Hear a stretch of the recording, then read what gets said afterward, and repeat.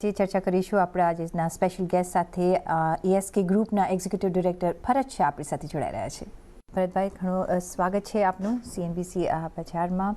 અને હવે જે આપણો મેઇન ઇવેન્ટ હતો એ હવે પાસ કરી દીધો છે આપણે, અને છે બજેટ. જો કે એક ઇન્ટરિમ બજેટ હતું એટલે ઘણી બધી કંઈ અપેક્ષા આપણે રાખી નહોતા રહ્યા, પણ એક ગ્રોથની ટ્રેજેક્ટરી જરૂરથી આપી છે. હવે FOMCની બેઠક પર આપણી નજર રહેશે અને આપણી RBI પોલિસી પણ આવશે, અને ત્યારબાદ ઓફકોર્સ જનરલ ઇલેક્શન્સ તરફ હવે બધાની નજર રહેશે.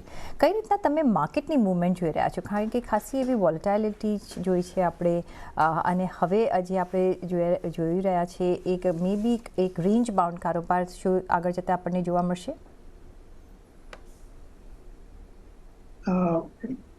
તમે કીધું બજારમાં વોલેટિલિટી જોઈ રહ્યા છો. તમે ક્યારે બજારમાં વોલેટિલિટી નથી જોઈ?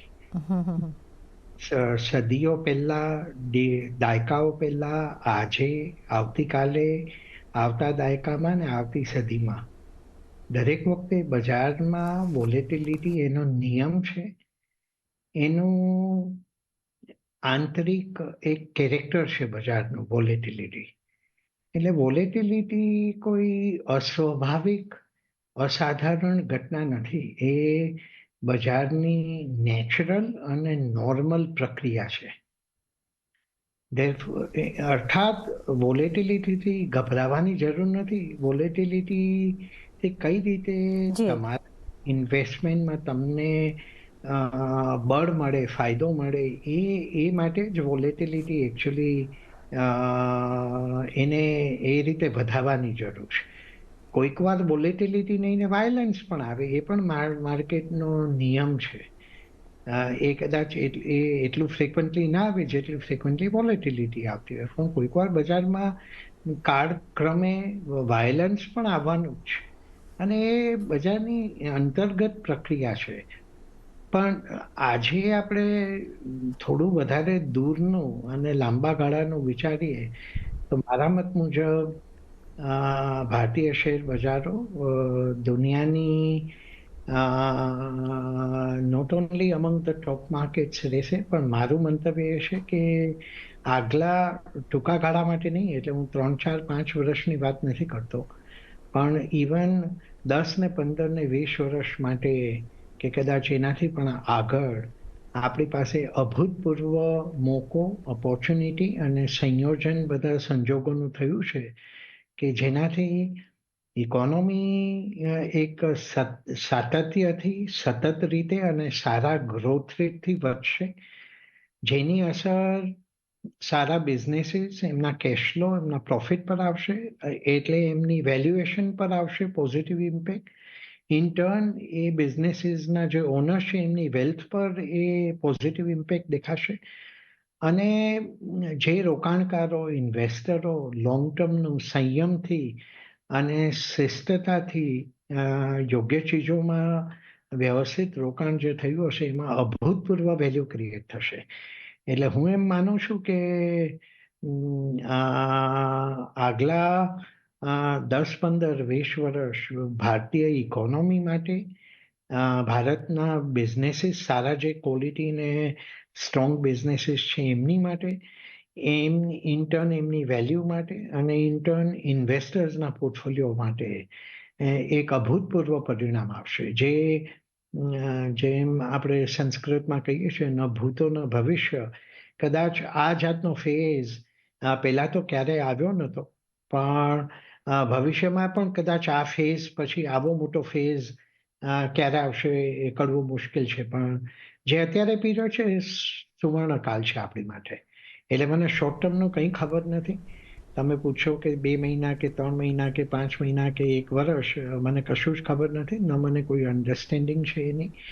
પણ તો પછી અત્યારના આપણે ઇન્વેસ્ટ કરવું હોય, કારણ કે આપણે જે સુવર્ણકાળમાં આપણે એન્ટર થઈ ગયા છે ઓલરેડી, તો કયા તમે વોલેટાઇલ માર્કેટ જ્યારે હોય છે તો ઓપોર્ચ્યુનિટીઝ આપતું હોય છે માર્કેટ એન્ટર થવા માટે, કયા તમે એરિયાઝ જોઈ રહ્યા છો જે રિયલી લોંગ ટર્મ માટે એક આપણને સારા રિટર્ન્સ આપી શકે છે? કયા સેક્ટર્સમાં અત્યારના રોકાણ કરવું જોઈએ?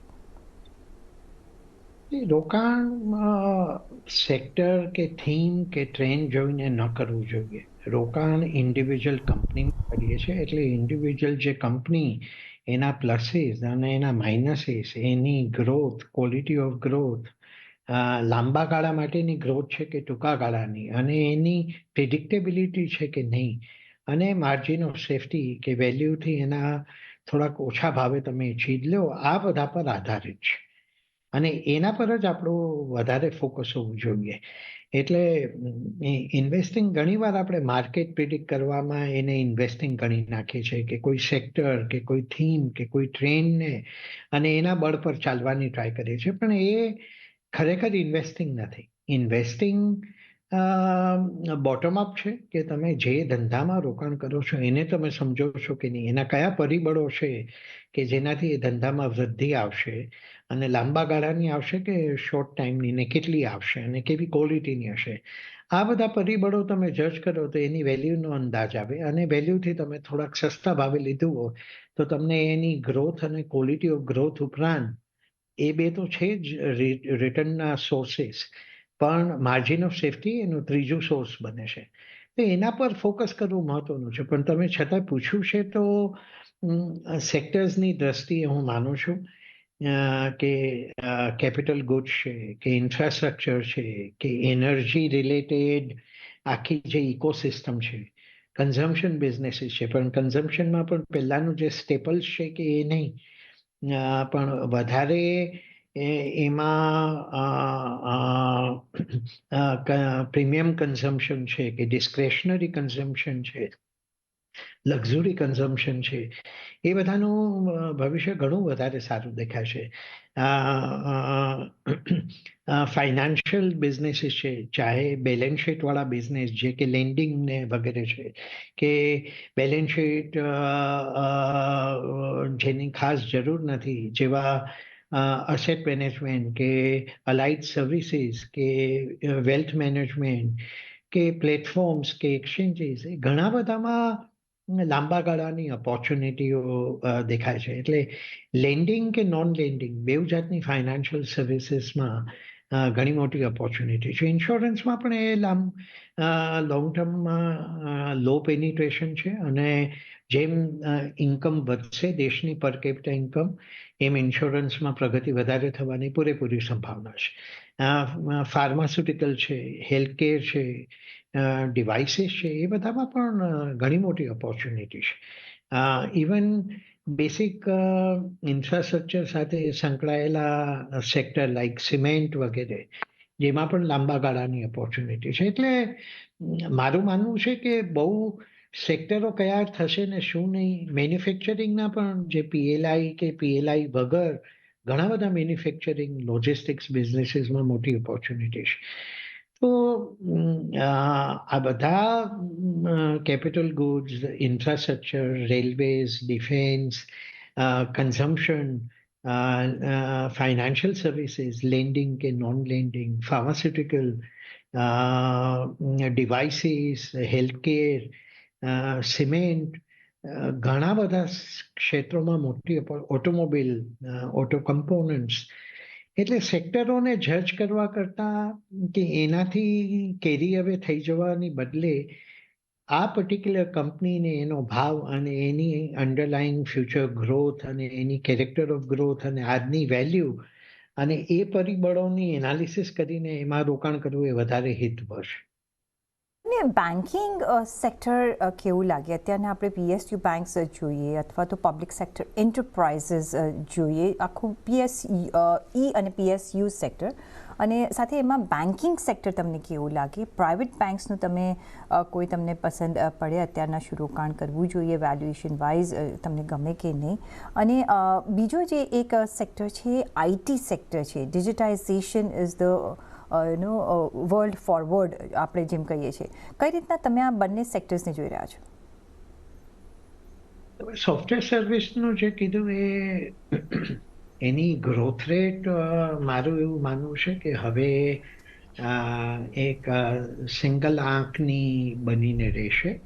વચ્ચે વચ્ચે કોઈક સ્પેશિયલ પીરિયડ આવે કે જ્યારે એનાથી વધારે ગ્રોથ આવી જાય, જેમ કે હમણાં આગલા 2 વર્ષમાં આપણે જોયું કે જેમાં ગ્રોથ થોડી વિશેષ દેખાઈ કોવિડ પીરિયડને લીધે.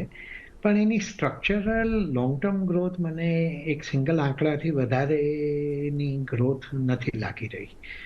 એમાં સ્પેશિયાલિટી જે સર્વિસીસ છે કે જે નોર્મલ આઈટી સર્વિસીસ નહીં, પણ જેનો કોઈ એક પર્ટિક્યુલર સેક્ટર સાથે જોડાયેલી છે કે જેમાં વધારે મોટી ઓપોર્ચ્યુનિટી છે ને જેમાં વિશિષ્ટ કામ છે, એવા નામો કદાચ અલગ તારવી શકાય ને એમાં ઓપોર્ચ્યુનિટી અલગ દેખાય છે અને સારી બની શકે છે. બેંક્સો, મેં તમને પહેલા જ કીધું કે લેન્ડિંગમાં ચાહે બેંક્સ હોય કે નોન બેન્કિંગ ફાઇનાન્સ હોય, સારી ફર્મોમાં ઘણી મોટી ઓપોર્ચ્યુનિટી છે. કોસ્ટ ઓફ કેપિટલ શિસ્તથી ઘટી છે કારણ કે આપણે ઇન્ફ્લેશન સ્ટ્રક્ચરલી ઘટ્યું છે. ઇન્ફ્લેશન એટલે ઘટ્યું છે કારણ કે આપણી ફાઇનાન્શિયલ પોલિસીસ, ફિસ્કલ ડેફિસિટનો કંટ્રોલ અને કરંટ અકાઉન્ટ ડેફિસિટ પરનો કંટ્રોલ સારો રહ્યો છે. એટલે કોસ્ટ ઓફ કેપિટલ સિસ્ટમિકલી ઘટી છે. સામે બેલેન્સ શીટો બધી લેન્ડરોની હેલ્ધી બની છે અને because of growth of economy, demand જે છે કે કેપિટલ માટે એ સારી રીતે હેલ્ધી રીતે દેખાય છે. એટલે એ બધું સરવાળો કરતા એમાં લાંબા ગાળાની સારી ઓપોર્ચ્યુનિટી છે. ઓફકોર્સ એ લાયબિલિટી સાઇડ પર એક થોડી ચેલેન્જ છે કે ડિપોઝિટ ને જે કેટલા મિનિમમ કોસ્ટ પર બેંક કે બીજું એનબીએફસી રેઇઝ કરી શકે, કારણ કે રોકાણકારો પાસે પણ ડિપોઝિટોની સિવાય બીજી ઓપોર્ચ્યુનિટીઓ છે જે વધારે આકર્ષક છે. એટલે આ બધા પરિબળો છે, પણ ઓવરઓલ સારી બેંક, સારા એનબીએફસીમાં લાંબા ગાળાની અભૂતપૂર્વ ઓપોર્ચ્યુનિટી હજી પણ છે. પણ અગેન એક શું હવે પીએસયુ બેંક્સ પર તમે વધારે ભાર આપશો કે પ્રાઇવેટ બેંક્સ પર આપશો કે એનબીએફસીઝ આપણે જોઈ રહ્યા છે? ઓફકોર્સ અત્યારના એક ક્વેશ્ચનેબલ મોડમાં છે, પણ જે લાંબા ગાળા માટે તમે શું એક કોમ્બિનેશન રાખશો કે કઈ રીતના ઇન્વેસ્ટ કરશો? એટલે પીએસયુ બેંક્સમાં પણ બેલેન્સ શીટો હેલ્ધી બની છે, બધું ક્લીનઅપ થયેલું છે. જે આખો પીરિયડ ગયો જે 2019થી શરૂ થયું 2021 સુધી જે બેલેન્સ શીટમાં ક્લીનઅપ અને કન્સોલિડેશન થયું છે, ક્વોલિટી ઓફ અસેટ બુક ખૂબ સારી રીતે સુધરી છે અને ઓપોર્ચ્યુનિટી ઓવરઓલ છે જ, અને liability franchise public sector bank પાસે છે. એટલે સારી પબ્લિક સેક્ટર બેંકો પણ સારું જ પરફોર્મ કરવાની છે અને એમના વેલ્યુએશન પ્રમાણે, એમની ગ્રોથ પ્રમાણે એ ઓપોર્ચ્યુનિટી ક્લિયરલી છે જ. સારી પ્રાઇવેટ બેંકોમાં પણ એ ઓપોર્ચ્યુનિટી છે, સારી એનબીએફસીમાં પણ એ ઓપોર્ચ્યુનિટી છે. એટલે જ્યાં જ્યાં ઇન્ડિવિજ્યુઅલ એન્ટિટીમાં તમને ઓપોર્ચ્યુનિટી હોય, ઇવન એનબીએફસી પણ જે પ્રાઇવેટની પણ પબ્લિક સેક્ટરની એનબીએફસી છે ઘણી બધી, એમાં પણ સારી ઓપોર્ચ્યુનિટી સંકળાયેલી છે. તો જ્યાં સિલેક્ટિવલી જે પર્ટિક્યુલર બિઝનેસમાં ગ્રોથ, ક્વોલિટી ઓફ ગ્રોથ અને વેલ્યુએશનનું સંમિશ્રણ બરાબર છે, એ બિઝનેસીસને આપણે સમાવેશ કરવું જોઈએ, પછી એ પબ્લિક સેક્ટરમાં હોય કે પ્રાઇવેટમાં. એ સેક્ટર છે એ છે ફાર્મા સેક્ટર, અને ફાર્મા સેક્ટરમાં આપણે સારી એવી અત્યારના ખરીદારી જોઈ રહ્યા છીએ. અને આપણે જોયું હતું કે જ્યારે કોવિડ હતું ત્યારે આ સેક્ટરે સારું એવું કામ કર્યું હતું, ને પછી એક લાલ આવી ગયું છે. પણ જ્યાં સુધી હેલ્થ છે ત્યાં સુધી ફાર્મા સેક્ટર તો કામ કરશે જ. અને આપણે જોઈ રહ્યા છીએ અત્યારના અહીંયા એક ડિફેન્સિવ સ્ટોક તરીકે હવે ફાર્મા સેક્ટર ગણાઈ રહ્યું છે. કયા વર્ટિકલ તરફ તમે નજર રાખી રહ્યા છો? શું તમને એપીઆઈ બિઝનેસ ગમે, હેલ્થ કેર ગમશે? કઈ રીતના તમે અહીંયા જોશો જો તમારે રોકાણ કરવું હોય તો, અને લોંગ ટાઈમ માટે અહીંયા રોકાણ કરી શકાય કે નહીં? મેં ઓલરેડી એનો ઉલ્લેખ કર્યો છે. મેં કીધું કે ફાર્માસ્યુટિકલ્સમાં સારી ઓપોર્ચ્યુનિટી છે, હેલ્થકેરમાં છે, એને સંકળાયેલા જે સેક્ટરો છે, સંલગ્ન સેક્ટરો છે, એમાં પણ સારી ઓપોર્ચ્યુનિટી છે. મેડિકલ ડિવાઇસીસ ને બીજી જે ઓપોર્ચ્યુનિટી છે એમાં પણ સારી ઓપોર્ચ્યુનિટી છે. એટલે આખું હેલ્થ અને care is very fundamental human અસ્તિત્વ સાથે બહુ મહત્વનું જોડાયેલું છે. અને ભારતની એમાં સ્ટ્રેન્થ ઘણી મોટી છે. ભારતને વર્લ્ડની ફાર્મસી તરીકે ગણવામાં આવે છે. એ કારણ કે આપણી એ કેપેબિલિટી દાયકાઓથી આપણે ડેવલપ કરી છે. એટલે એમાં પણ ઓપોર્ચ્યુનિટી છે. હેલ્થકેર રિલેટેડ આપણું હોસ્પિટલ સેક્ટર એ પણ ઘણો મજબૂત અને સ્ટ્રોંગ છે. અને ઇન્ડિયામાં જે મેડિકલ સર્વિસીસ ઇન્ટરનેશનલી જે ઇન્ટરનેશનલી લોકો આપી શકે, લોકો એને મેડિકલ ટુરિઝમ આપે છે એ નામ, જે મને અયોગ્ય નામ લાગે છે. પણ મેડિકલ સર્વિસીસ જે ઇન્ડિયાની બહાર બેસવાળી વ્યક્તિઓને જોઈએ છે, જે ઇન્ડિયામાં સારી વ્યવસ્થિત હાઈ ક્વોલિટી હોસ્પિટલો, એની કેર, એ પ્રોફેશનલ કેપેબિલિટી અને રીઝનેબલ ભાવનું સંમિશ્રણ છે. એટલે ત્યાં પણ એ મોટી ઓપોર્ચ્યુનિટી છે. એટલે એ બધા સેક્ટરોમાં લોંગ ટર્મ સારી ઓપોર્ચ્યુનિટી છે. પણ જે મેં પહેલા પણ કીધું, ઇન્ડિવિજ્યુઅલી તમારે એમાંથી નામો ગોતવાના છે કે જેમાં આ બધાનું મિશ્રણ યોગ્ય અને વેલ્યુ ક્રિએટિંગ છે. ફક્ત કોઈ સેક્ટર આપણે નથી ખરીદી રહ્યા, એની અંદરનું જે યથાયોગ્ય નામ હોય એની મહેનત કરી શોધી એને સમજી અને એનો સમાવેશ કરવાનો છે ઇન્વેસ્ટમેન્ટ પોર્ટફોલિયો. એબ્સોલ્યુટલી. તો આપણો સુવર્ણકાળ છે, તો તમારો બી સુવર્ણકાળ બની શકે છે. તમારે બસ ખાલી થોડું સ્ટડી કરવું પડશે અને એક પિક કરવા પડશે સ્ટોક્સ ઓવર ધ સેક્ટર્સ. આપણે જોઈ રહ્યા છીએ કે એક અત્યારના આપણે એક સ્ટ્રોંગ મૂવમેન્ટ અને સ્ટ્રોંગ અપવર્ડ મૂવમેન્ટ જોઈ રહ્યા છે. પછી ભારતની હોય કે સ્ટોક માર્કેટની હોય કે કંપનીઝની હોય. ભરતભાઈ, ઘણો આભાર તમારો અમારી સાથે જોડાવા બદલ અને તમારા વેલ્યુબલ વ્યૂઝ અમારી સાથે શેર કરવા બદલ.